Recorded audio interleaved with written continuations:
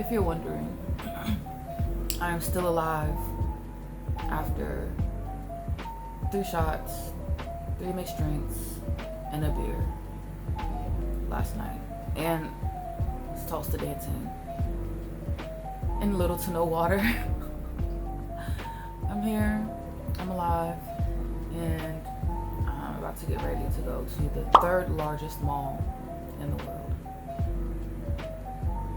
Let's transform this. So I called a Grab taxi to take me to the Mall of Asia. Listen to how loud it is in here.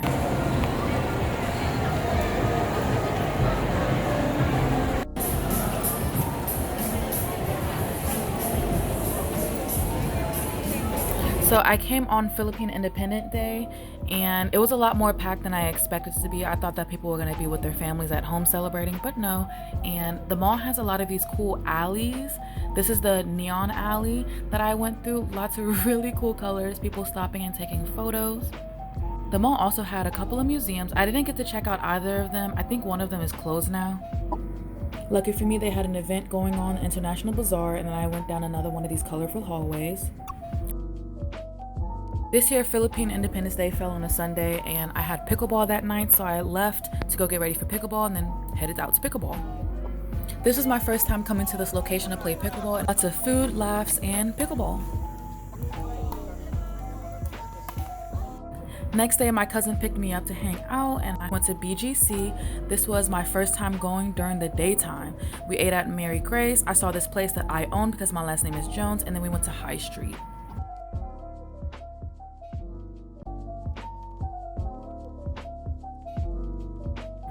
This was my first time going to Fully Booked. They had so many Instagrammable places. This huge wall made of books as a portrait, beautiful, hanging paper crafts, amazing. And then we walked around outside for a little bit over to SM Aura. And on the way, we saw lots of expensive dealerships, a ton of murals along the walls. This is a foreshadowed moment of Bakeby. I told myself I was definitely gonna go back and check it out, and I did. You'll see that in a later video. Then we went to a arcade area, took some really cute photos, and had a lot of fun on the games.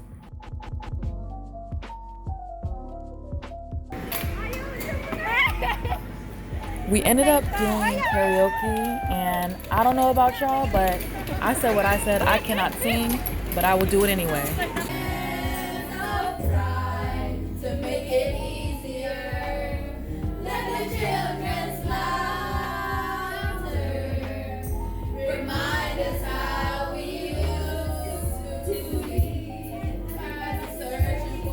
Afterwards, we went to get some samgyeopsal, and I wasn't super hungry, so I didn't eat as much, but it was really, really good. And Romantic Baboy is now one of my favorite places to eat samgyeopsal here. It started raining on the way back, and we kind of got lost in the neighborhoods trying to avoid EDSA because there was so much traffic. We ended up down some small alleyways, couldn't get out, and it took us longer to find our way back than it probably would have if we would have took EDSA, but that's okay. We gave it a try, we failed, and yeah, that's all that matters. It was tripping me out a little bit how we were going in one direction and all the cars looked like they were coming towards us. I don't know why they had the street set up this way, but it is what it is. Hey, so I just wanted to get on here right quick.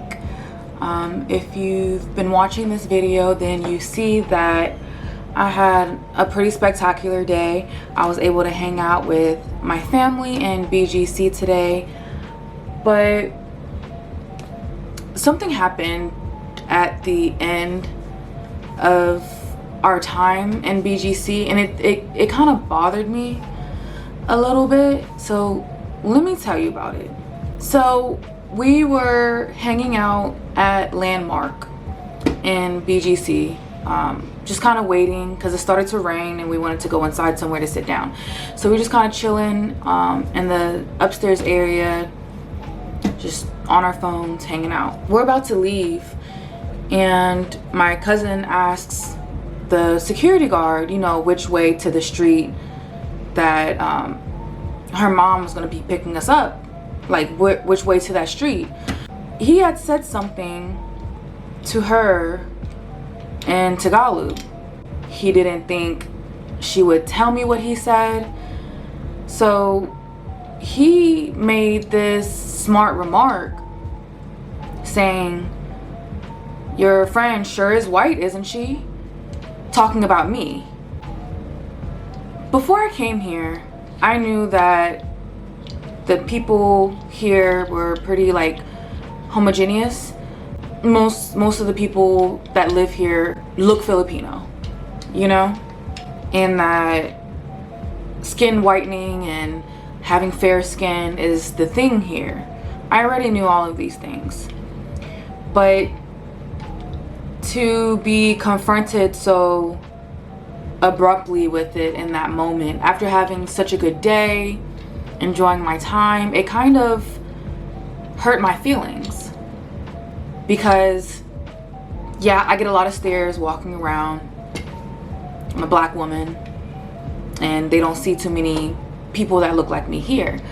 But for him to come out his mouth and say something like that, just unsolicited, mind you. And mind you, he was also staring at me this entire time. The entire time we were sitting there for like a good 30 minutes, he kept looking at me. So it's like, you're staring at me just to be nasty like that? And don't get me wrong, I expected stuff like this to happen, but no one ever expects it in the moment that it does happen, you know? And I was thinking, like, would it have felt better for her not to have told me? Of course, because ignorance is bliss. But I'm glad that she did tell me, because it kind of just made me realize, like, I've been living in La La Land while being here, I guess, for these past 2 weeks. And when I say I've been living in La La Land, I mean to say that romanticized by the idea of being in a new place, and that troubles that I might have in the US wouldn't be the same here, and how good that would feel. And when I say troubles, I mean the blatant racism and enforcement of racism that happens in the United States. So it just kind of like shook me a little bit. And this is not the first instance that I had with somebody being prejudiced or you know, discriminative or racist here. In the grocery store and in other stores, I've been being followed. And I haven't asked anybody else in my program if this has happened to them. And I might ask them, but I feel like I might also know the answer, which is, no, that doesn't happen to me.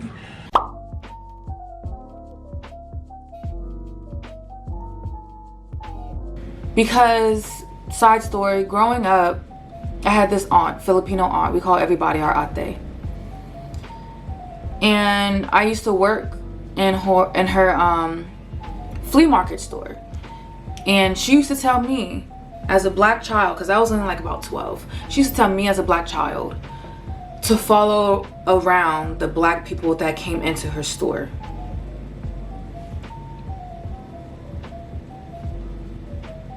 I was used to those kind of things.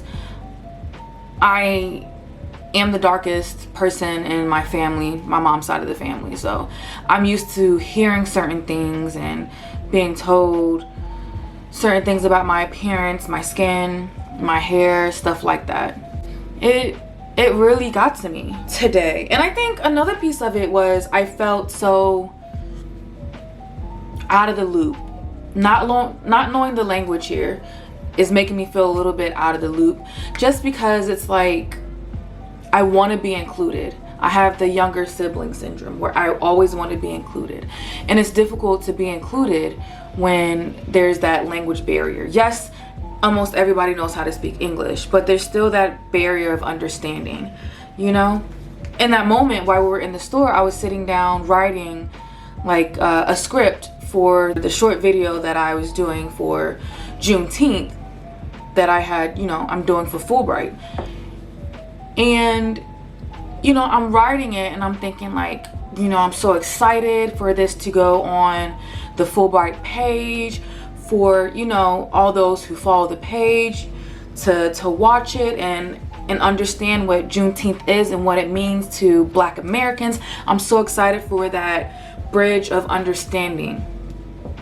And immediately after, for this security guard to say something so ignorant out of his mouth, something so jarring to me, and it just, I think it hurt all the more because I was so excited to share a piece of my culture, and he said something that made me feel like, why bother? Because he's not interested because of the color of my skin.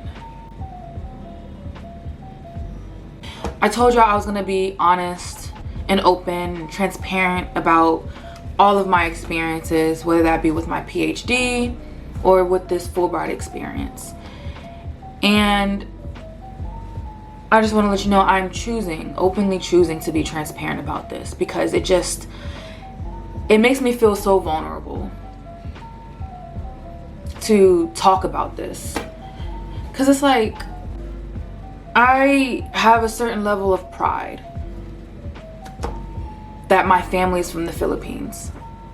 I always get so excited to talk about it. I always get so energized when people want to know more, especially Black people, because it's like, I feel like I help to somewhat bridge some amount of the gap between the cultures, because I'm Black and so I know my Black American culture, but I'm also raised Filipino, so I know part of my Filipino culture, and to be able to exchange from both sides, because I can relate to both sides, I get so excited and energized.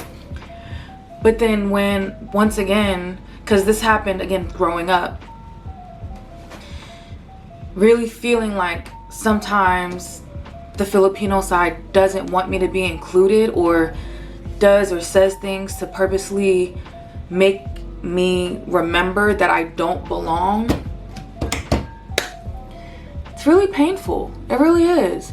Because I can say with certainty that when I talk about my Filipino culture to Black Americans, my Black American friends, family, and just people who are curious, they would never say something like that. Never. Never have. They never will. They're mostly interested and open to learning and wanting to try parts of the culture. They would never say something so disrespectful. You know, because him saying something like that, again, the security guard, him saying something like that, it's like, what was the reason? Bro.